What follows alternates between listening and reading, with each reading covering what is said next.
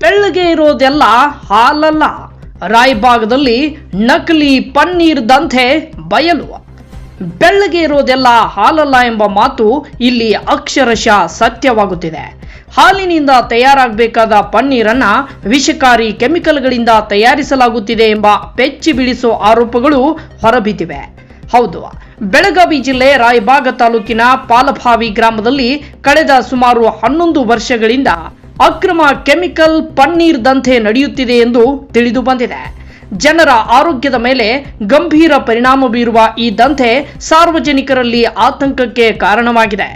ರಾಯಬಾಗ ತಾಲೂಕಿನ ಪಾಲಭಾವಿ ಹಾಗೂ ಹಿಡಕಲ್ ಗ್ರಾಮದ ಹೊರವಲಯದ ಕೃಷಿ ಭೂಮಿಯಲ್ಲಿ ಯಾವುದೇ ಅನುಮತಿ ಇಲ್ಲದೆ ಪನ್ನೀರ್ ತಯಾರಿಕಾ ಘಟಕಗಳನ್ನು ಸ್ಥಾಪಿಸಲಾಗಿದೆ ಎನ್ನಲಾಗಿದೆ. ಈ ಘಟಕಗಳಿಗೆ ಗ್ರಾಮ ಪಂಚಾಯಿತಿಯಿಂದ ಎನ್ಒಸಿ ಇಲ್ಲದೆ ಎನ್ಎ ಪರಿವರ್ತನೆ ಮಾಡದೆ ಕಟ್ಟಡ ನಿರ್ಮಿಸಿ ದಂಧೆ ನಡೆಸಲಾಗುತ್ತಿದೆ ಎಂಬ ಆರೋಪ ಕೇಳಿಬಂದಿದೆ. ಇದಲ್ಲದೆ ನಿಯಮ ಬಾಹಿರವಾಗಿ ವಿದ್ಯುತ್ ಸಂಪರ್ಕ ಪಡೆದು ಸರ್ಕಾರದ ಕಣ್ಣಿಗೆ ಮಣ್ಣೆರಚಲಾಗುತ್ತಿದೆ ಎನ್ನಲಾಗಿದೆ.